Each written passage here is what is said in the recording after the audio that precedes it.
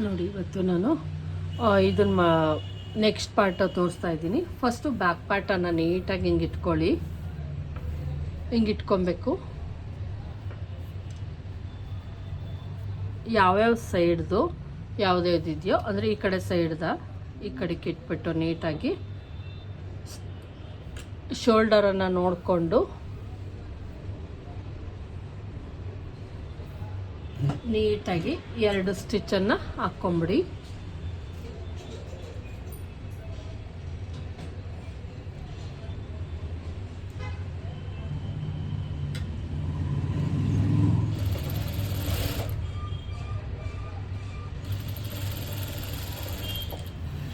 ಈ ಕಡೆದು ಅಷ್ಟೇ.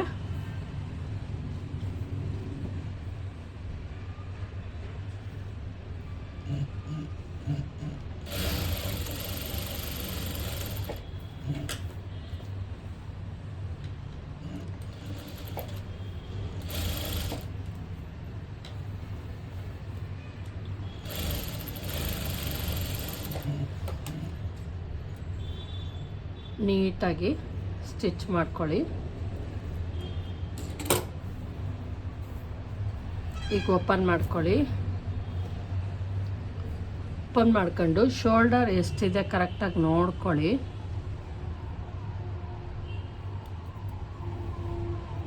ಸೈಡಲ್ಲಿ ಹಿಂಗೆ ಇಟ್ಕೊಳ್ಳಿ, ನೀಟಾಗಿ ಇಟ್ಕೊಳ್ಳಿ. ಎರಡೂ ಅಂದರೆ ಈ ಕಡೆ ಬ್ಯಾಕ್ ಪಾರ್ಟು ಮತ್ತು ಫ್ರಂಟ್ ಪಾರ್ಟನ್ನು ಸೇಮ್ ಹಿಂಗೆ ಇಟ್ಕೊಳ್ಳಿ.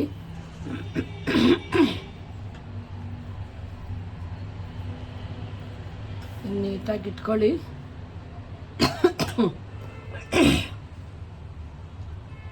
ಹಿಂಗೆ ನೀಟಾಗಿ ಇಟ್ಕೊಳ್ಳಿ.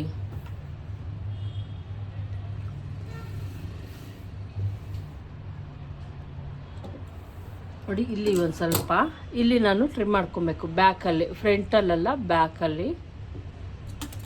ನೋಡಿ ಇಲ್ಲಿಂದ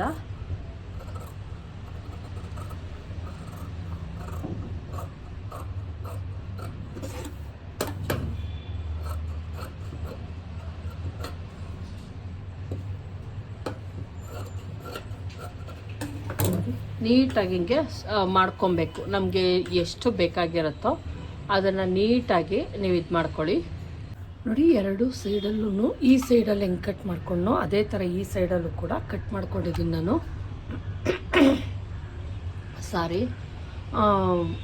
ಈಗ ನಾವು ತೋಳನ್ನು ಅಟ್ಯಾಚ್ ಮಾಡೋಣ. ನೋಡಿ ನೆಕ್ಕು ಈ ಥರ ಯು ಥರ ಇರಬೇಕು. ದಯವಿಟ್ಟು ವಿ ಥರ ಎಲ್ಲ ಹಿಂಗೆ ಮಾಡಿಬಿಡ್ಬೇಡಿ. ವಿ ಥರ ಮಾಡಿದ್ರೆ ಏನಾಗುತ್ತೆ ಅಂದರೆ ನೀವು ವೇರ್ ಮಾಡಿದಾಗ ಚೆನ್ನಾಗಿ ಬರಲ್ಲ. ಅದಕ್ಕೋಸ್ಕರ ಅಷ್ಟೇ ಈ ಸೈಡಲ್ಲಿ ಮತ್ತು ಈ ಸೈಡು 4 ಲೇಯರ್ಗಳನ್ನು ಇಟ್ಕೊಬೇಕಂದ್ರೆ ಬ್ಯಾಕ್ ಪಾರ್ಟು 1 ಫ್ರಂಟ್ ಪಾರ್ಟ್ದು ಮತ್ತು ಫ್ರಂಟ್ ಪಾರ್ಟ್ದು, ಇದು ಬ್ಯಾಕ್ ಪಾರ್ಟ್ ಅಂದರೆ ಮಧ್ಯೆ ಫೋಲ್ಡ್ ಮಾಡ್ಕೊತೀವಲ್ಲ ಅದರದ್ದು 4 ಹಿಡಿದು ಇನ್ನೊಂದ್ಸಲ ನೋಡ್ಕೊಳ್ಳಿ. ಯಾಕಂದರೆ ಕೆಲವೊಂದು ಸಲ ಒಂದು ಸೈಡ್ದು ನೋಡಿ ಇಲ್ಲೇ ಹಾಕಾಗೈತೆ, ನಾವು ಕರೆಕ್ಟಾಗಿ ಕಟ್ ಮಾಡ್ಕೊಂಡಿದ್ದೀವಿ ಅಂತ ಅಂದ್ರೂ ಒಂದು ಸೈಡ್ ಜಾಸ್ತಿ ಆಗ್ಬಿಟ್ಟು ಒಂದು ಸೈಡ್ ಕಡಿಮೆ ಆಗೋ ಚಾನ್ಸಸ್ ಇರುತ್ತೆ. ನೋಡಿ ಇಲ್ಲಿ ಆಗೈತೆ ಆಲ್ರೆಡಿ.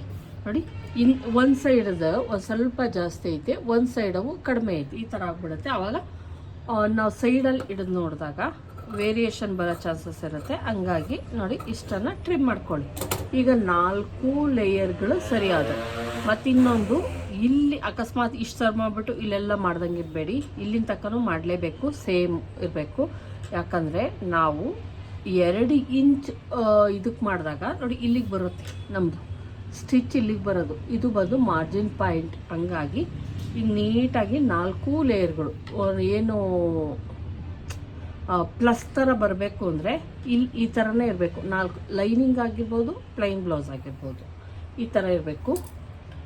ಮತ್ತು ತೋಳಲ್ಲೂ ಕೂಡ ಸೇಮ್ ಇರಬೇಕು. ತೋಳಲ್ಲೂ ಕೂಡ ಏನು ಮಾಡಬೇಕು ತೋರಿಸ್ತೀನಿ. ಇಲ್ಲೂ ಕೂಡ 4 ಲೇಯರ್ ಇರುತ್ತಾ, 4 ಕೂಡ ನೀಟಾಗಿ ಇಟ್ಕೊಳ್ಳಿ. ಈ ಥರ ಫಸ್ಟು ಇಟ್ಕೊಂಡು ಹಿಂಗೆ 4 ಲೇಯರ್ಗಳನ್ನು ನೋಡ್ಕೊಳ್ಳಿ. ಕೂಡ್ಸೋದಕ್ಕಿಂತ ಮುಂಚೆ ಉದ್ದ ನೋಡ್ಕೊಳ್ಳಿ. ಯಾಕಂದರೆ ಒಂದು ಸ್ವಲ್ಪ ಜಾಸ್ತಿ ಹೆಚ್ಚು ಕಡಿಮೆ ನಾವು ಸ್ಟಿಚ್ ಹಾಕ್ಬೇಕಾದ್ರೆ ಇಲ್ಲಿ ಹೆಚ್ಚು ಕಡಿಮೆ ಮಾಡಿರ್ತೀವಿ ಅಂದ್ಬಿಟ್ಟು ಕರೆಕ್ಟಾಗಿದೆ. ಓಕೆ, ಈಗ ಹಿಂಗೆ ಇಟ್ಕೊಂಡು ಇಲ್ಲಿ 4 ಲೇಯರ್ಗಳನ್ನು ನೋಡ್ಕೊಳ್ಳಿ. ಈ ಕಡೆ ಒಂದ್ಸಲ ಕರೆಕ್ಟಾಗೈತೆ. ಅಕಸ್ಮಾತು ಚೂರು ಆ ಕಡೆ ಈ ಕಡೆ ಆಗಿತ್ತು ಅಂದರೆ 4 ಲೇಯರ್ಗಳು ಇಲ್ಲಿಂದ ನೀಟಾಗಿ ಬರೋ ಥರ ನೋಡ್ಕೊಳ್ಳಿ. ಇವಾಗ ಪ್ಲಸ್ ಬರುತ್ತೆ, ಇಲ್ಲೂ ಕೂಡ ಕರೆಕ್ಟಾಗಿದೆ, ಇಲ್ಲೂ ಕೂಡ ಕರೆಕ್ಟಾಗಿರೋದ್ರಿಂದ ಪ್ಲಸ್ ಥರ ಬರುತ್ತೆ. ಈಗ ನಾವು ಫ್ರಂಟ್ ಯಾವುದು ಬ್ಯಾಕ್ ಯಾವುದು ನೋಡ್ಕೊಳ್ಳಿ.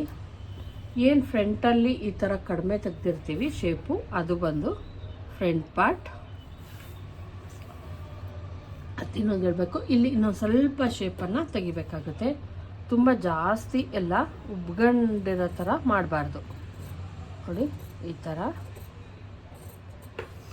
ನೋಡಿ, ಈ ಥರ ಇರಬೇಕು, ಉಬ್ಗಂಡಂಗಿರಬಾರ್ದು. ಇನ್ನೊಂದು ತೋಳ್ದು ಸೇಮ್ ಮಾಡ್ತೀನಿ. ನೀವೇನಾದರೂ ಉಬ್ಗಂಡಿರೋ ಥರ ಇದ್ದರೆ ಅಲ್ಲಿ ನಾವು ಕೂಡಿಸ್ತೀವಲ್ವ ತೋಳು, ಆವಾಗ ಉಬ್ಗಂಡಂಗೆ ಆಗುತ್ತೆ. ದಯವಿಟ್ಟು ಉಬ್ಗಣ ಥರ ಮಾಡಬೇಡಿ. ಇಷ್ಟೇ ಇರ್ಬೋದು, ನಾನು ಇಷ್ಟಿಷ್ಟೇ ನೋಡಿ, ಇಷ್ಟನ್ನು ಕೂಡ ಟ್ರಿಮ್ ಮಾಡ್ತೀನಿ. ಅಬ್ಸರ್ವ್ ಮಾಡಿ, ಇಲ್ಲಿ ಉಬ್ಗಂಡಂಗೆ ಮಾಡಬೇಡಿ, ತೋಳು ಕೂಡಿಸಿದಾಗ ಉಬ್ಗಂಡಂಗೆ ಆಗಿಬಿಡುತ್ತೆ. ಈಗ ನಾವು ನೋಡಿ, ಕಟ್ಟಿಂಗ್ ಮಾಡಿದ್ದೊಂಥರ ಆದರೆ ಸ್ಟಿಚಿಂಗ್ ಮಾಡೋ ಟೈಮ್ಗೆ ಇಲ್ಲಿ ಫ್ರಂಟ್ ಪಾರ್ಟಲ್ಲಿ ಯಾವುದನ್ನು ನಾವು ಮಾಡಿಲ್ಲ, ಆದರೆ ಬ್ಯಾಕ್ ಪಾರ್ಟಲ್ಲಿ ಟ್ರಿಮ್ ಮಾಡಿದ್ವಿ, ಕಂಕ್ಲರ್ ಟ್ರಿಮ್ ಮಾಡಿದ್ವಿ, ತೋಳಲ್ಲಿ ಒಂಚೂರು ಟ್ರಿಮ್ ಮಾಡಿದ್ವಿ. ಈಗ ಇದನ್ನೇನು ಮಾಡಬೇಕು, ಹಿಂಗೆ ನೀಟಾಗಿ ಹಿಂಗೆ ಇಟ್ಕೊಂಡು ಫಸ್ಟು ನಾವೇನು ಮಾಡಬೇಕು, ಏನು ಈ ಶೋಲ್ಡರ್ ಸ್ಟಿಚ್ ಇದೆಯಲ್ಲ ಅದು ಮತ್ತು ಈ ಏನು ಈ ಸೆಂಟರ್ ಪಾಯಿಂಟು ಎರಡೂ ಕೂಡ ಒಂದೇ ಥರ ಬರೋ ಥರ ನೋಡ್ಕೊಬೇಕು. ಇಲ್ಲಿ ನೀವು ಒಂದು ನಾಚನ್ನು ಹಾಕ್ಕೊಳ್ಳಿ. ನಾಚು ಹಾಕ್ಕೊಂಡು ಆ ನಾಚು ಮತ್ತು ಈ ಪಾಯಿಂಟು ಕರೆಕ್ಟಾಗಿ ಒಂದೇ ಆಗಬೇಕು. ಫಸ್ಟ್ ಇಲ್ಲೊಂದು ಸಲ ಹಿಡ್ಕೊಂಡು ನೋಡೋಣ. ಹಿಂಗಿಟ್ಕೊಂಡು ಕ್ಲೀನಾಗಿ ಹಿಂಗಿಟ್ಕೊಂಡು ನೋಡಿ ಕರೆಕ್ಟಾಗಿ ಅಲ್ಲಿಗೆ ನಾಚು ಮತ್ತು ಏನು ಸ್ಟಿಚ್ಚಿಂಗ್ ಪಾಯಿಂಟು ಮತ್ತು ನಮ್ಮದು ನಾಚು ಎರಡು ಸೇಮ್ ಒಂದೇ ಹತ್ರಕ್ಕೆ ಬರ್ತಾಯಿದೆ ನೋಡಿ. ಕರೆಕ್ಟಾಗಿ ಹಿಂಗೆ ಇಟ್ಕೊಳ್ಳಿ. ನೀವು ನಿಮ್ಗೆ ಗೊತ್ತಾಗಲಿಲ್ಲ ಅಂದರೆ ನೀಟಾಗಿ ಹಿಂಗೆ ಇಟ್ಕೊಂಡು ಆಮೇಲೆ ನಿಧಾನಕ್ಕೆ ಯಾವುದನ್ನು ಕೂಡ ಎಳಿಬೇಡಿ, ನೀಟಾಗಿ ಹಿಂಗೆ ಇಟ್ಕೊಳ್ಳಿ. ನೋಡಿ ಕರೆಕ್ಟಾಗಿ ಬರ್ತಾಯಿದೆ. ಇಲ್ಲಿ ನೋಡ್ತಾ ಇರ್ಬೋದು, ಇಲ್ಲಿಷ್ಟು ನಂದು ಒಂದು ಸ್ವಲ್ಪ ಎಕ್ಸ್ಟ್ರಾ ನನಗೆ ಕಟ್ ಮಾಡ್ಕೊಂಬಿಟ್ಟಿದ್ದೀನಿ. ಇಲ್ಲಿ ನೀಟಾಗಿ ಹಿಂಗೆ 1/2 ಇಂಚ್ಗೆ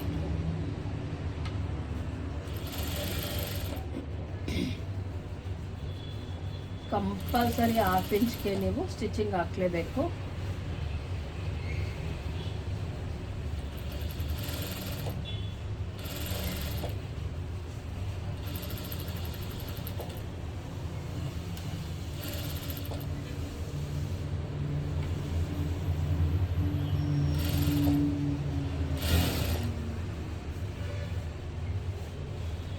ಯಾವ ಪೀಸನ್ನು ಕೂಡ ಯಾವುದೇ ಕಾರಣಕ್ಕೂ ಎಳೆಯೋಕ್ಕೆ ಹೋಗಬೇಡಿ, ಫ್ರೀಯಾಗಿ ಕೊಟ್ಕೊಳ್ಳಿ. ಈಗ ಇನ್ನೊಂದು ಸ್ಟಿಚ್ಚನ್ನು ಕೂಡ ಹಾಕಬೇಕಾಗತ್ತೆ, 2 ಸ್ಟಿಚ್ಚನ್ನು ಹಾಕಬೇಕು.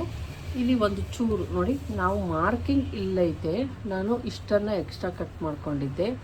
ಏನು ಮಾರ್ಕಿಂಗ್ ಇದೆಯೋ ಅಲ್ಲಿಗೆ ಕಟ್ ಮಾಡಿಕೊಂಡ್ರೆ ಸಾಕು. ಈಗ ಮತ್ತೆ ಇನ್ನೊಂದು ಸ್ಟಿಚ್ ಹಾಕ್ತಾ ಇದ್ದೀನಿ.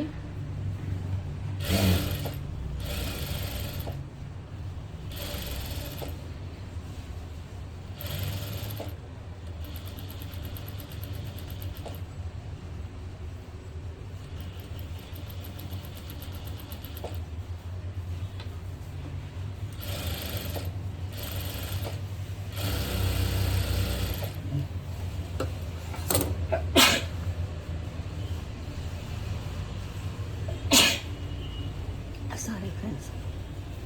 ಮತ್ತೆ ನೋಡಿ, ಈಗ ನೋಡ್ತಾ ಇರ್ಬೋದು, ಎಲ್ಲೂ ಕೂಡ ಉಬ್ಗಂಡಂಗೆ ನೋಡಿ, ಇಲ್ಲಿ ಉಬ್ಗಂಡಂಗೆ ಆಗ್ಬಿಡುತ್ತೆ. ನೀವೇನಾದರೂ ಜಾಸ್ತಿ ಎಲ್ಲ ತಗೊಂಡ್ರೆ ಉಬ್ಗಂಡಂಗೆ ಆಗುತ್ತೆ. ಆ ಥರ ದಯವಿಟ್ಟು ಮಾಡೋಕ್ಕೆ ಹೋಗಬೇಡಿ. ನೋಡಿ ಈ ಥರ ಕೂಡಿಸ್ಬೇಕು. ಇಲ್ಲಿ ಆಲ್ರೆಡಿ ನೋಡ್ತಾ ಇರ್ಬೋದು, ಶೋಲ್ಡರ್ ನಾವು 3 ಇಂಚನ್ನು ತೆಗೆದುಕೊಂಡಿದ್ದೆ. ಈಗ ಇಲ್ಲೂ ಕೂಡ ಇಷ್ಟು ಹೋದ್ಮೇಲೆ ಇನ್ನಿಷ್ಟು ಉಳಿಯುತ್ತೆ ಶೋಲ್ಡರ್. ಈಗ ಇನ್ನೊಂದು ಸೈಡ್ಗೂ ಕೂಡ ತೋಳನ್ನು ಅಟ್ಯಾಚ್ ಮಾಡೋಣ.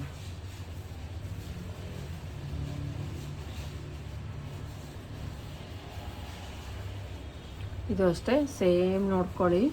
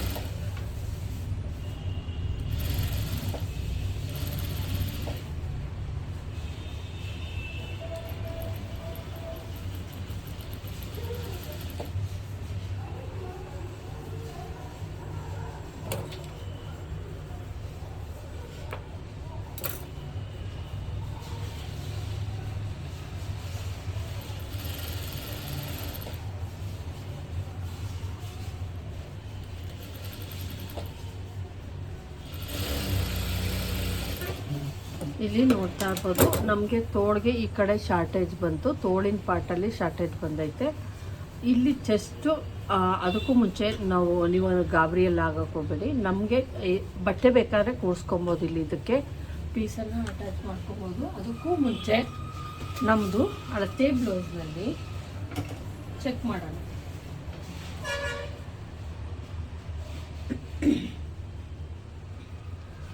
ನೋಡಿ, ಅಳತೆ ಬ್ಲೌಸಲ್ಲಿ ಇಲ್ಲಿಂದ ಇಲ್ಲಿಗೆ ಎಷ್ಟೈತೆ ನೋಡ್ಕೊಳ್ಳೋಣ. ಫಸ್ಟು ಇಷ್ಟೇ ತೊಗೊತೀನಿ, ಇಲ್ಲಾಂದರೆ ಇನ್ನೂ ಚೂರು ಕಡಿಮೆನೇ ತೊಗೊಬೇಕು. ಇದು ವೆಲ್ವೆಟ್ ಇರೋದ್ರಿಂದ ದಪ್ಪ ಐತೆ. ಇದಕ್ಕಿಂತ ಒಂದು 1/2 ಇಂಚ್ ಕಡಿಮೆ ತೊಗೊತೀನಿ. ಅಂದರೆ ಇದು ವೆಲ್ವೆಟ್ಟು ಪ್ಲಸ್ ಲೈನಿಂಗ್ ಆಗಿರೋದ್ರಿಂದ ನೋಡಿ 10 ಐತೆ. ಕರೆಕ್ಟಾಗಿ 10 ಇಂಚಿಗೆ ಸ್ಟಿಚಿಂಗ್ ಐತೆ, ನೋಡ್ತಾ ಇರ್ಬೋದು.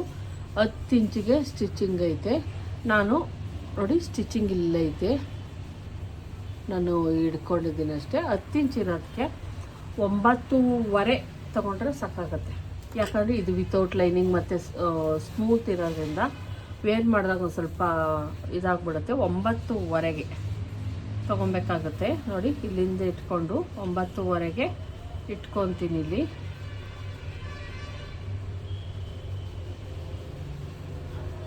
9.5 ಇಲ್ಲಿಗೆ ಬರ್ತಾ ಐತೆ ಸ್ಟಿಚಿಂಗ್. ಓಕೆ, ಸಾಕಾಗುತ್ತೆ ಫ್ರೆಂಡ್ಸ್. ಇಷ್ಟು ಸಾಕಾಗುತ್ತೆ ನನಗೆ. ಏನಕ್ಕೆ ತುಂಬ ಜಾಸ್ತಿ ಎಲ್ಲ ಏನು ಅವಶ್ಯಕತೆ ಇಲ್ಲ.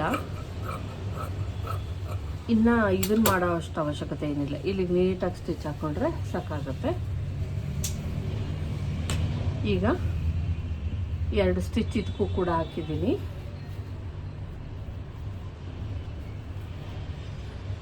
ಲಾಸ್ಟಿಗೆ ಪೈಪಿಂಗೆಲ್ಲ ಮಾಡೋದನ್ನು ತೋರಿಸ್ತೀನಿ. ನೀಟಾಗಿ ಹಿಂಗೆ ಇಟ್ಕೊಂಡು ಇಲ್ಲಿ ಒಂದು ಗುಂಡ್ಪಿನನ್ನು ಹಾಕ್ಕೊಂಬಿಡಿ. ಒಂದ್ಸಲ ಅಕಸ್ಮಾತ್ ಏನಾದರೂ ವೇರಿಯೇಷನ್ ಬಂತು ಅಂದರೆ ಅಳತೆ ಬ್ಲೌಸಲ್ಲಿ ಹಿಡ್ಕೊಂಡು ನೋಡಿ. ಅಳತೆ ಬ್ಲೌಸಲ್ಲಿ ಕರೆಕ್ಟ್ ಆಗ್ತಿತ್ತು ಅಂದರೆ ಓಕೆ, ಆಗ್ತಿಲ್ಲ ಅಂದರೆ ಮತ್ತೆ ಇನ್ನೊಂದು ಹೇಳಬೇಕು. ನೋಡಿ, ನೀಟಾಗಿ ಹಿಂಗೆ ಇಟ್ಕೊಂಡು ನೋಡಿ, ಕರೆಕ್ಟಾಗಿ ಇಲ್ಲಿ ಆಗ್ತಿತ್ತು ಅಂದರೆ ಓಕೆ. ಈಗ ಕೆಳಗಿಂದ ಸ್ಟಿಚ್ ಹಾಕ್ಕೊಂಬಂದ್ಬಿಡೋಣ.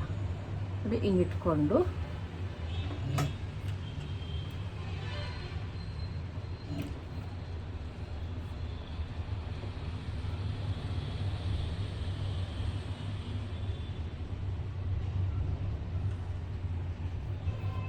ಇಟ್ಕೊಂಡಿದ್ದೀನಿ.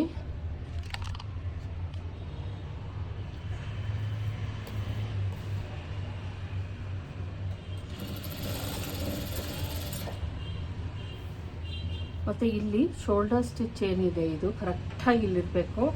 ಇವೆರಡನ್ನು ಹಿಂಗಿಟ್ಕೊಳ್ಳಿ. ಒಂದು ಸ್ವಲ್ಪ ನೋಡಿ, ಇದು ಜಾಸ್ತಿ ಬರ್ತೈತೆ, ಈ ಪಾರ್ಟು ಜಾಸ್ತಿ ಬರ್ತೈತೆ. ಓಕೆ, ತೊಂದರೆ ಇಲ್ಲ, ಜಾಸ್ತಿ ಇದ್ದರೂ ಪರವಾಗಿಲ್ಲ.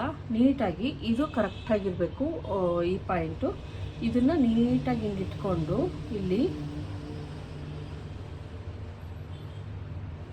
Straight stitch ಹಾಕೊಂಬರ್ತೀನಿ. ಇಷ್ಟಾದ್ಮೇಲೆ ಸ್ಟಾಪ್ ಮಾಡ್ತಾ ಇದ್ದೀನಿ ನಾನು. ಈಗ ಆರ್ಮೋಲನ್ನು ಹಿಡ್ಕೊಂಡು ನೋಡೋಣ. ಬ್ಲೌಸ್ ತೋಳಲ್ಲಿ ಆರ್ಮೋಲನ್ನು ಉಕ್ಕಿನ ಕಡೆದು ನೋಡಿ ಕರೆಕ್ಟಾಗಿ ಇಟ್ಕೊಂಡು ಹಿಂಗೆ ನೋಡಿ, ಇದೆಲ್ಲಿಗೆ ಬರುತ್ತೋ ಅಲ್ಲಿಗೆ ಕರೆಕ್ಟಾಗಿ ಹಾಕ್ತೀನಿ. ನೋಡಿ, ಇಲ್ಲಿಗೆ ಬರ್ತಾ ಐತೆ ಮಾರ್ಕಿಂಗು. ನೋಡಿ, ಇಲ್ಲಿಗೆ ಬಂತು ಮಾರ್ಕಿಂಗು. ಈಗ ಸ್ಟ್ರೈಟ್ ಲೈನು ಎಲ್ಲಿಗೆ ಬಂದಿತ್ತೋ ಮಾರ್ಕ್ ಅಲ್ಲಿಗೆ ಹಾಕ್ಕೊತಾ ಇದ್ದೀನಿ.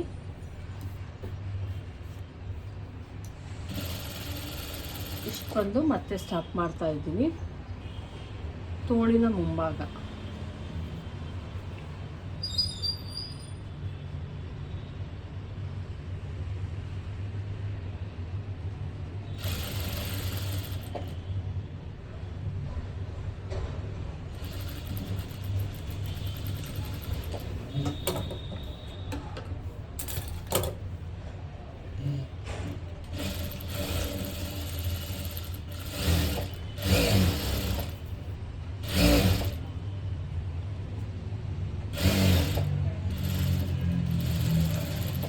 ನೋಡಿ, ಈ ರೀತಿ ಎಡ್ಜಿಗೆ ಫಸ್ಟ್ ಸ್ಟಿಚ್ ಹಾಕೊಂಬಿಡಿ. ಕರೆಕ್ಟಾಗಿ ಒಂದು ಸ್ಟಿಚ್ ಹಾಕ್ಕೊಂಡು ಎಡ್ಜಿಗೆ ಒಂದು ಸ್ಟಿಚ್ ಹಾಕ್ಕೊಳ್ಳಿ.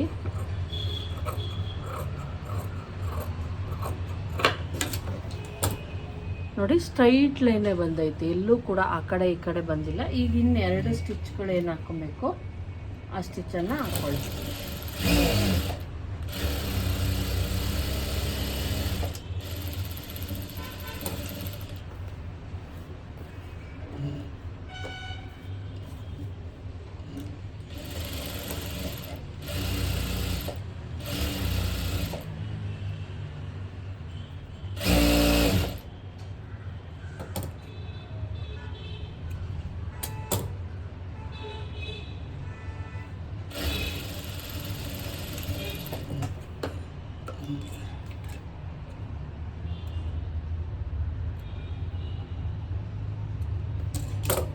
ನೋಡಿ 3 ಸ್ಟಿಚ್ಗಳನ್ನು ನಾನು ಹಾಕ್ಕೊಂಡೆ. ಈಗ ಓಪನ್ ಮಾಡ್ತಾ ಇದ್ದೀನಿ. ನೋಡಿ ಒಂದು ಪಾಯಿಂಟ್ ಅಷ್ಟೆ, ಒಂದು ಪಾಯಿಂಟು. ಇಷ್ಟು ವೇರಿಯೇಷನ್ ಆದರೆ ಏನೂ ತೊಂದರೆ ಆಗೋಲ್ಲ. ಯಾಕಂದರೆ ನಾವು ಬರೀ ಪ್ಲೈನು ಮತ್ತು ಈಗ ಪ್ಲೈನ್ ಆಗಲಿ ಲೈನಿಂಗ್ ಆಗಲಿ ಅಷ್ಟು ವೇರಿಯೇಷನ್ ಬಂದರೆ ಏನೂ ತೊಂದರೆ ಆಗೋಲ್ಲ. ತುಂಬ 1/2 ಇಂಚು ಆ ಥರ ಎಲ್ಲ ಬರಬಾರ್ದು. ನೋಡಿ ಇದು ಬ್ಯಾಕ್ ಪಾರ್ಟ್ ರೆಡಿ ಆಯಿತು. ಈಗ ಇನ್ನೊಂದು ಸೈಡು ಕೂಡ ನೀಟಾಗಿ ಹಿಂಗೆ ಸೆಂಟರ್ಗೆ ನೀಟಾಗಿ ಹಿಂಗೆ ಇಟ್ಕೊಳ್ಳಿ. ಇಟ್ಕೊಂಡು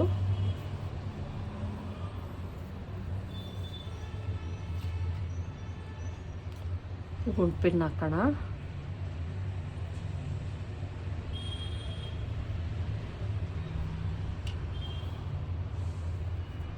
ಇಲ್ಲೂ ಅಷ್ಟೇ ನೀಟಾಗಿ ಹಿಂಗೆ ಇಟ್ಕೊಂಡು ನೋಡ್ಕೊಳ್ಳಿ. ನೋಡಿಕೊಂಡು ಕೆಳಗಡೆಯಿಂದ 2 ಇಂಚಸ್ಗೆ ಸ್ಟಿಚ್ಚನ್ನು ಹಾಕ್ಕೊಂಬನ್ನಿ.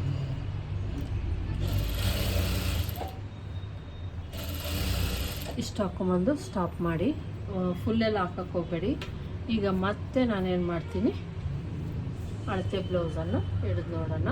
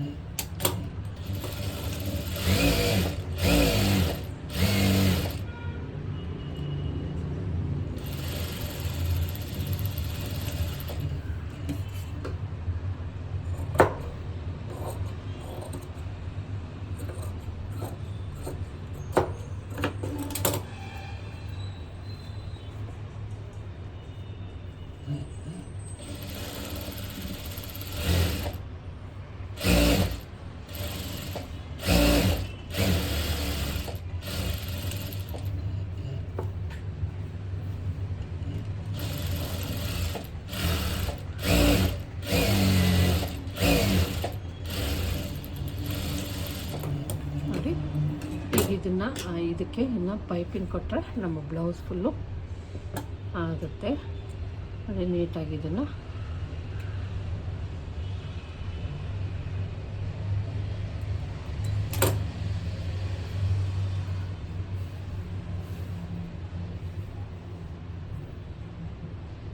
ಇಲ್ಲೂ ಅಷ್ಟೇ ಒಂಚೂರು ಇದು ಪ್ಲೈನ್ ಬ್ಲೌಸ್ ಆಗಿರೋದ್ರಿಂದ ಒಂದು ಸ್ವಲ್ಪ ವೇರಿಯೇಷನ್ ಬರುತ್ತೆ.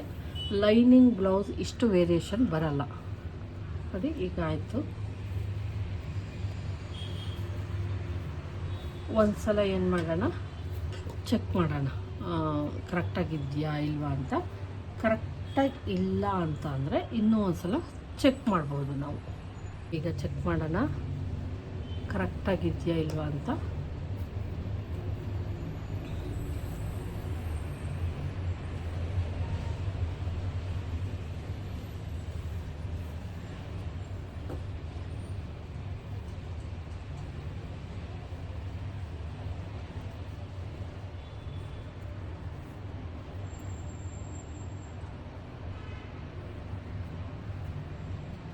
ಒಂಚೂರು ಟೈಟು ನನಗೆ ಇದೆ, ಇಷ್ಟಿರಬೇಕು ಟೈಟು ಅಂತ.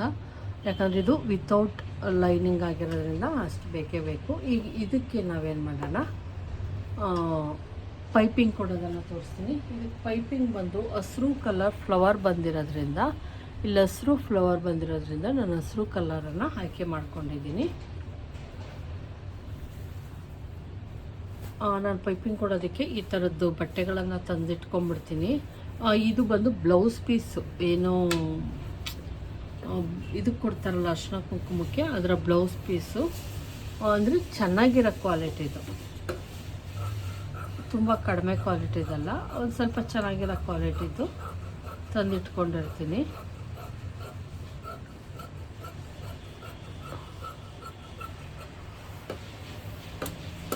ನೋಡಿ ಈ ಥರ ಒಂದು ಸಾಕಾಗಲ್ಲ, ಇನ್ನೊಂದು ತಗೊತೀನಿ.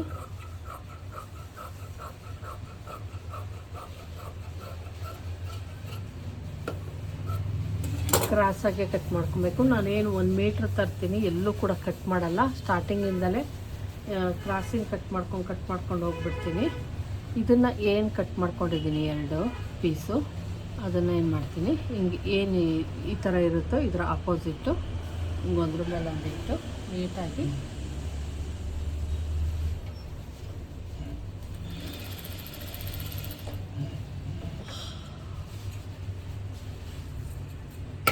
ಹಿಂಗೆ ಹೊಲ್ಕೊಂಡು ನಾನಿಲ್ಲಿ ನೋಡಿ ಯಾವುದೇ ಫೂಟನ್ನು ಚೇಂಜ್ ಮಾಡಿಲ್ಲ, ನಾರ್ಮಲ್ ಫೂಟ್ ನಾನೇನು ಸ್ಟಿಚ್ ಮಾಡ್ತೀನಿ ಅದೇ ಫೂಟಲ್ಲಿ ನಾನು ಇದನ್ನು ಮಾಡ್ತಾಯಿದ್ದೀನಿ, ಥ್ರೆಡ್ ಪೈಪಿಂಗನ್ನು ಮಾಡ್ತಾಯಿದ್ದೀನಿ.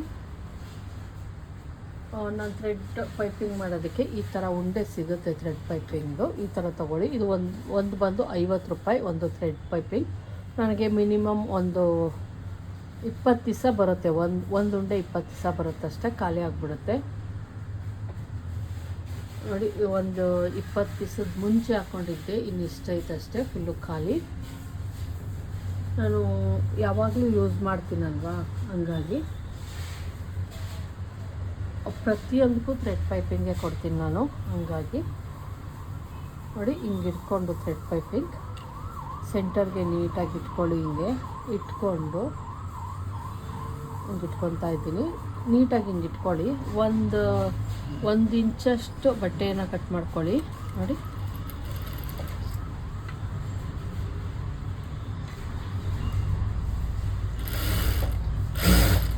ನಾನು ಯಾವುದೇ ಫೂಟನ್ನು ಯೂಸ್ ಮಾಡಲ್ಲ ಥ್ರೆಡ್ ಪೈಪಿಂಗ್ ಮಾಡೋದಕ್ಕೆ, ಈ ಫೂಟಲ್ಲೇ ನಾನು ಮಾಡ್ಕೊಳ್ಳೋದು.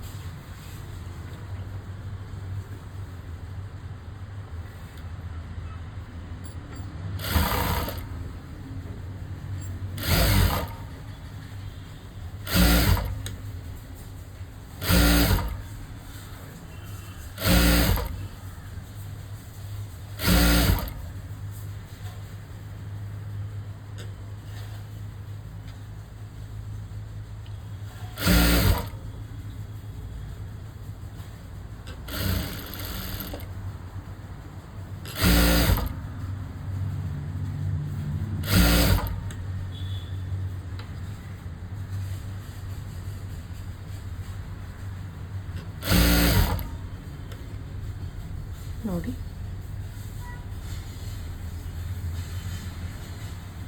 ಆದಷ್ಟು ಸಣ್ಣಗಿರೋ ಥ್ರೆಡ್ ಪೈಪಿಂಗನ್ನು ಯೂಸ್ ಮಾಡ್ತೀನಿ ನಾನು. ಈ ರೀತಿ ನೀಟಾಗಿ ಥ್ರೆಡ್ ಪೈಪಿಂಗ್ ಅನ್ನೋದು ಬರುತ್ತೆ.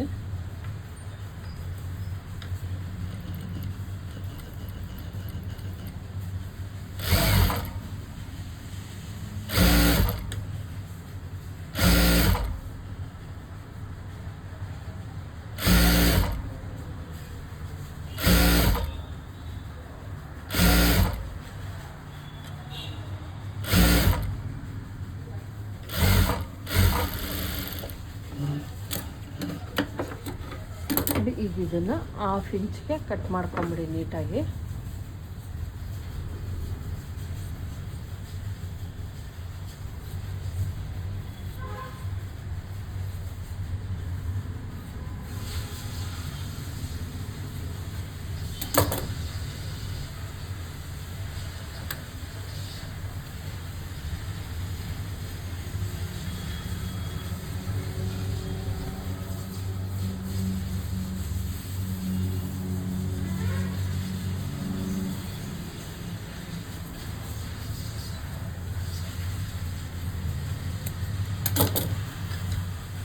ಈ ರೀತಿ ಕಟ್ ಮಾಡಿ ನೀಟಾಗಿ ಎತ್ತಿಟ್ಕೊಳ್ಳಿ.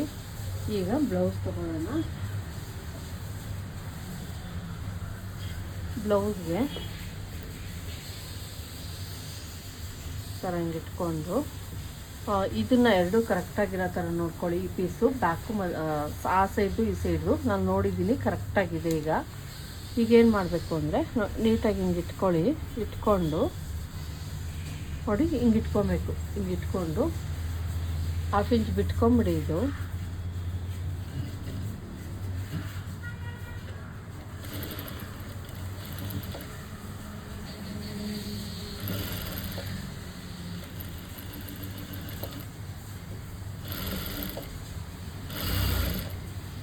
ಈ ಥರ ನೀಟಾಗಿ ಹೊಲ್ಕೊಂಬಿಡಿ.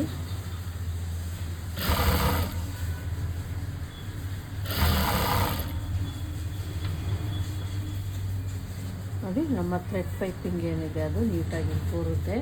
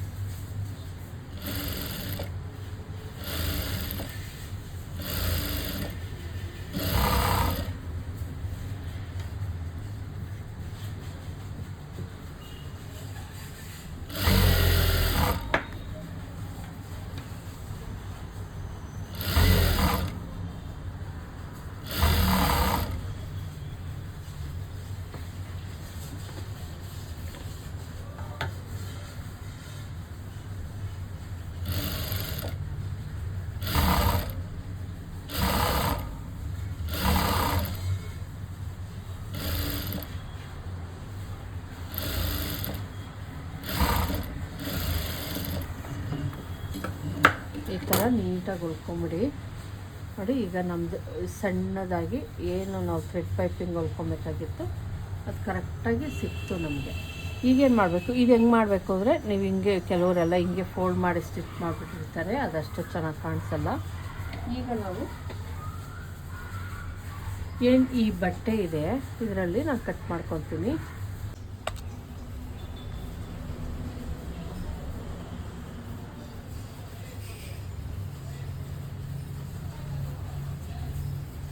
ಸಣ್ಣದಾಗಿ ನಾವು ನೋಡಿ ಈ ಥರ ಕ್ರಾಸಾಗಿ ಸ್ವಲ್ಪ 1 ಇಂಚಿಗೆ ನೀಟಾಗಿ ಈ ಥರ ಕಟ್ ಮಾಡ್ಕೊಂಬಿಡಿ. ಅಂದರೆ ನಮಗೆ ಮತ್ತೆ ಎಷ್ಟು ಪೈಪಿಂಗಿಗೆ ಬಟ್ಟೆ ಬೇಕಾಗಿರುತ್ತೋ ಅಷ್ಟನ್ನು ನೀವು ಕಟ್ ಮಾಡ್ಕೊಬೇಕು.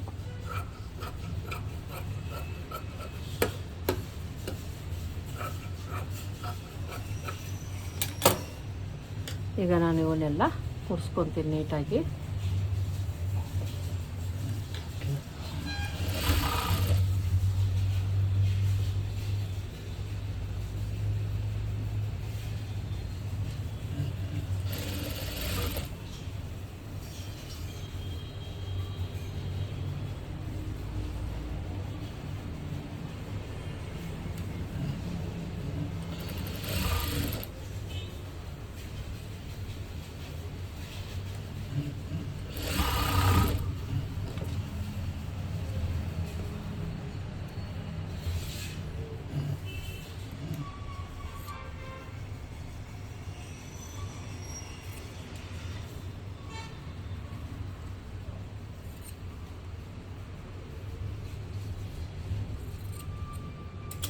ಥರ ನೀಟಾಗಿ ಹೊಲ್ಕೊಂಡು ಒಂದು ಟೇಪ್ ಥರ ನೀಟಾಗಿ ಟೇಪ್ ಥರ ಮಾಡ್ಕೊಂಬಿಡಿ.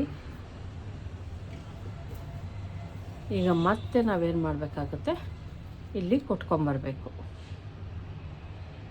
ನೋಡಿ. ಇಲ್ಲಿ ಹಿಂಗೆ ಇಟ್ಕೊಂಡು ನೀಟಾಗಿ ನಾವು ಏನು ಸ್ಟಿಚ್ ಮಾಡ್ಕೊಂಡಿದ್ದೀವೋ ಅದೇ ಸ್ಟಿಚ್ ಮೇಲೆ ಕುಟ್ಕೊಂಡು ಬರಬೇಕು.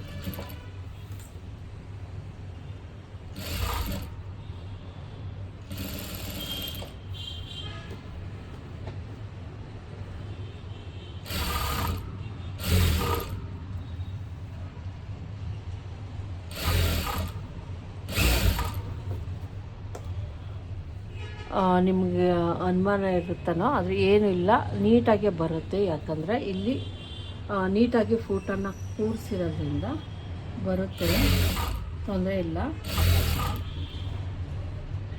ಅಕಸ್ಮಾತ್ ಒಂಚೂರು ಆ ಕಡೆ ಈ ಕಡೆ ಹೋದ್ರೆ ಏನು ಗಾಬರಿ ಎಲ್ಲ ಬೀಳಬೇಡಿ. ಯಾಕಂದರೆ ಈಗ ಆಲ್ರೆಡಿ ನೀಟಾಗಿ ನಾವು ಸ್ಟಿಚ್ ಮಾಡ್ಕೊಂಡಿರೋದ್ರಿಂದ ಅದು ಇದು ಒಳಗಡೆಗಿನ್ನಾಗುತ್ತೆ. ಹಂಗಾಗಿ ಏನು ಅಷ್ಟು ಗಾಬರಿ ಆಗೋದೆಲ್ಲ ಬೇಡ.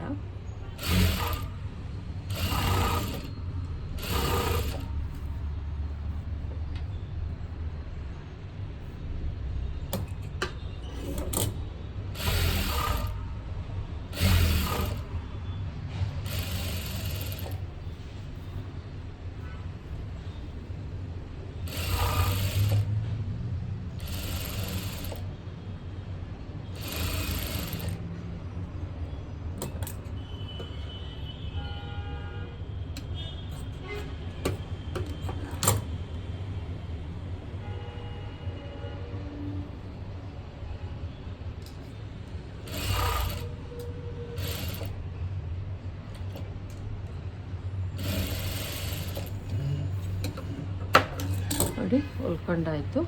ಈಗ ಇಲ್ಲಿ ಜಾಸ್ತಿ ಇರೋದನ್ನು, ಜಾಸ್ತಿ ಏನಿದೆ ಅದನ್ನು ಒಂದು 1/4 ಇಂಚಿಗೆ ಬರೋ ಥರ ನೀಟಾಗಿ ಎಲ್ಲವನ್ನು ಕೂಡ ನೀಟಾಗಿ ಟ್ರಿಮ್ ಮಾಡ್ಕೊಳ್ಳಿ. ನೋಡಿ ಈ ರೀತಿ ಫುಲ್ಲು ಟ್ರಿಮ್ ಮಾಡ್ಕೊಂಬಿಡಿ. ಈ ಥರ ಇಷ್ಟು ಬರೋ ಥರ ನೋಡಿಕೊಂಡು ನೋಡಿ ನೀಟಾಗಿ ಟ್ರಿಮ್ ಮಾಡಿದ್ದಕ್ಕೆ ಇಷ್ಟು ಟ್ರಿಮ್ ಆಯಿತು. ಈಗ ನೋಡ್ತಾ ಇರ್ಬೋದು ನಾನು ಅಂದರೆ ನೇರಕ್ಕೆ ಮಾಡ್ಕೊಂಡಿದ್ದೀನಿ. ಈಗ ಇದನ್ನು ಏನು ಮಾಡ್ಕೊಂಬಿಡಿ, ಇಲ್ಲಿ ಮಾತ್ರ ಮಾಡ್ಕೊಳ್ಳಿ. ಈಗ ನೋಡ್ತಾ ಇರ್ಬೋದು ನಮ್ಮದು ಥ್ರೆಡ್ ಪೈಪಿಂಗ್ ರೆಡಿ ಆಯಿತು. ಈಗ ಇದನ್ನೇನು ಮಾಡಬೇಕಪ್ಪ ಅಂದರೆ ಈ ಏನು ಪಾರ್ಟ್ ಇದೆ ಇದನ್ನು ಹಿಂಗಿಟ್ಕೊಂಡು ನೋಡಿ ಹಿಂಗೆ ಒಂದು ಸ್ಟಿಚ್ಚನ್ನು ನೀಟಾಗಿ ಹಾಕ್ಕೊಂಬಿಡಿ. ನೋಡಿ ಈ ಥರ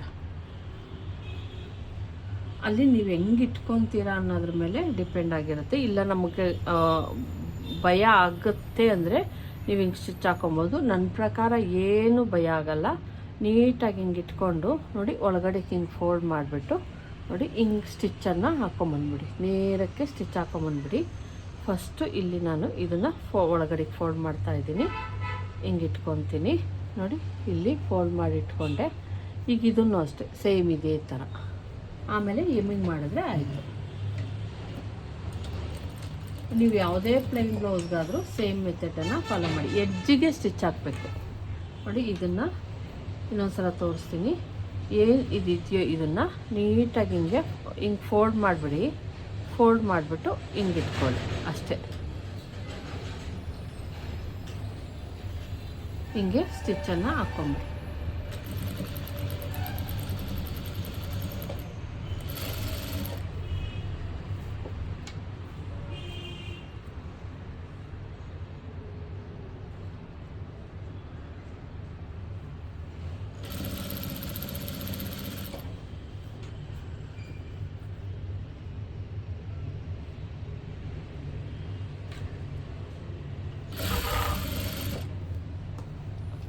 ನೋಡಿ ಆದರೆ ಇದನ್ನು ಎಮ್ಮಿಂಗ್ ಮಾಡಲೇಬೇಕು ನಾವು. ಎಮ್ಮಿಂಗ್ ಮಾಡಲಿಲ್ಲ ಅಂದರೆ ಬಿಟ್ಕೊಂಬಿಡುತ್ತೆ.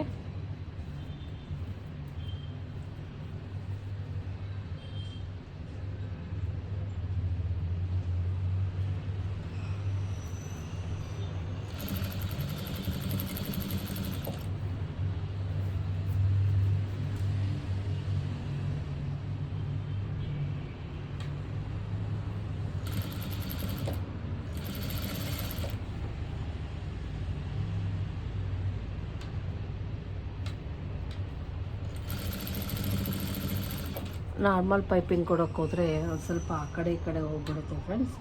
ಹಂಗಾಗಿ ನಾನು ನಾರ್ಮಲ್ ಪೈಪಿಂಗಿಂತ ಈ ಥರನೇ ಇಷ್ಟ ಆಗುತ್ತೆ.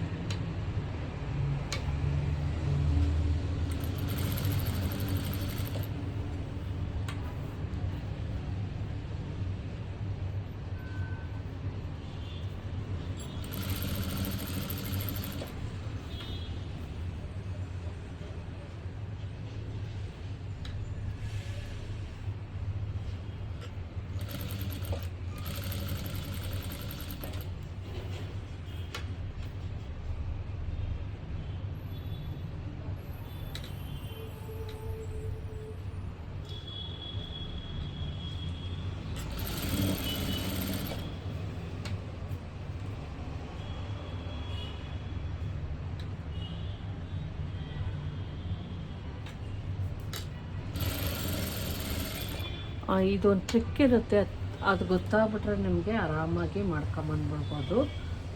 ಕಷ್ಟ ಅಂತ ಅನಿಸೋದೇ ಇಲ್ಲ.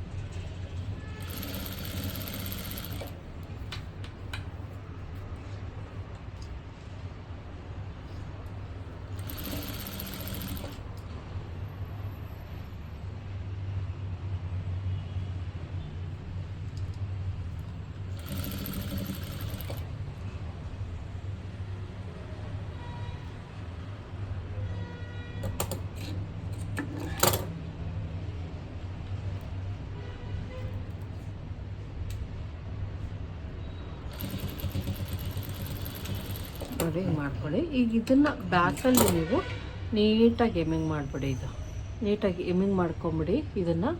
ಆವಾಗ ನಮ್ಮದು ಕೂಳೆ ಅಂತ ಏನಿದೆ ಅದು ಒಳಗಡೆಗೆ ಇನ್ನಾಗ್ಬಿಡುತ್ತೆ. ನೋಡಿ ಈ ಥರ ಎಲ್ಲೂ ಕೂಡ ಒಂಚೂರು ನೀವು ಎಮ್ಮಿಂಗ್ ಮಾಡಲೇಬೇಕು. ಮೇಯ್ನ್ ಅದನ್ನು ಹೇಳ್ತಾ ಇದ್ದೀನಿ. ಎಮ್ಮಿಂಗ್ ಮಾಡಲಿಲ್ಲ ಅಂದರೆ ಈಚೆ ಕಡೆ ಕಾಣಿಸ್ತಾ ಇರ್ತದೆ. ನಾವು ನಾರ್ಮಲ್ಲಾಗಿ ಏನು ಎಮ್ಮಿಂಗ್ ಮಾಡ್ತೀವೋ ಅದೇ ಥರ ಮಾಡಬೇಕು. ಮತ್ತು ಇದಕ್ಕೆ ಡೋರಿ ಕೂಡ ಹಾಕ್ತೀನಿ ಫ್ರೆಂಡ್ಸ್, ಡೋರಿ ಹಾಕ್ತೀನಿ. ಯಾಕಂದರೆ ತುಂಬ ಡೀಪ್ ಇಟ್ಕೊಂಡಿರೋದ್ರಿಂದ ಡೋರಿ ಹಾಕಲೇಬೇಕು. ನೀಟಾಗಿ ಐರನ್ ಮಾಡಿ ನಾನು ವೇರ್ ಮಾಡಿ ತೋರಿಸ್ತೀನಿ ನಿಮ್ಗೆ ಇದನ್ನು. ಇನ್ನು ಇದನ್ನು ಏನು ಎಮ್ಮಿಂಗ್ ಮಾಡಬೇಕು. ಎಮ್ಮಿಂಗ್ ಮಾಡಲಿಲ್ಲ ಅಂದರೆ ಇದು ಕೂರಲ್ಲ. ಎಮ್ಮಿಂಗ್ ಮಾಡ್ತೀನಿ ನೀಟಾಗಿ. ನೋಡಿ ಎಷ್ಟು ಬ್ರಾಡ್ ಇಟ್ಕೊಂಡಿದ್ದೀನಿ ಅಂದ್ಬಿಟ್ಟು ನೀಟಾಗಿ ಐರನ್ ಮಾಡಿ ಮತ್ತು ಎಮ್ಮಿಂಗ್ ಮಾಡಿ. ಎಮ್ಮಿಂಗ್ ಮಾಡಲಿಲ್ಲ ಅಂದರೆ ಇದು ಹಿಂಗೆ ಕಾಣಿಸ್ತಾ ಇರ್ತದೆ. ಆಮೇಲೆ ನಾನು ನಿಮಗೆ ತೋರಿಸ್ತೀನಿ. ಅಕಸ್ಮಾತ್ ಕರುವಲ್ಲಿ ಒಂದು ಸ್ವಲ್ಪ ನಿಮ್ಗೆ ಅನಿಸಿದ್ರೆ ನೋಡಿ ಇಲ್ಲಿ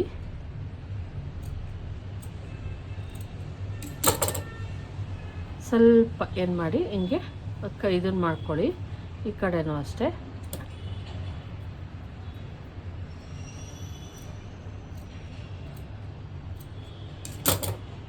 ನಿಮ್ಗೆ ಅನ್ನಿಸ್ತಿತ್ತು ಅಂತ ಅಂದರೆ ಕರು ಕರೆಕ್ಟಾಗಿ ಆಗ್ತಾ ಇಲ್ಲ ಅಂತ ಅಂದರೆ ಸ್ವಲ್ಪ ಟ್ರಿಮ್ ಮಾಡಿ ಆಮೇಲೆ ನೀವು ಎಮ್ಮಿಂಗ್ ಮಾಡ್ಕೊಳ್ಳಿ. ನೋಡಿ ಇದನ್ನು ಒಳಗಡೆ ಕೊಟ್ಟು ನೀಟಾಗಿ ಎಮ್ಮಿಂಗ್ ಮಾಡ್ಕೊಂಡ್ರೆ ಆಯಿತು. ನಾನು ಇದನ್ನು ವೇರ್ ಮಾಡಿ ತೋರಿಸ್ತೀನಿ ಹೆಂಗೆ ಕಾಣಿಸುತ್ತೆ ಅಂತ ನಾನು ಆಮೇಲೆ ನಿಮಗೆ ಹೇಳ್ತೀನಿ. ನೆಕ್ಸ್ಟ್ ವಿಡಿಯೋ ಮಾಡೋದಕ್ಕಿಂತ ಮುಂಚೆ ಇದನ್ನು ಹಾಕ್ಬಿಟ್ಟು ನಾನು ನಿಮಗೆ ತೋರಿಸ್ತೀನಿ. ಇದು ಕುಕ್ಸು ಎಮ್ಮಿಂಗು ಎಲ್ಲ ಮಾಡಬೇಕಲ್ವಾ, ಹಂಗಾಗಿ ಥ್ಯಾಂಕ್ ಯು ಫ್ರೆಂಡ್ಸ್.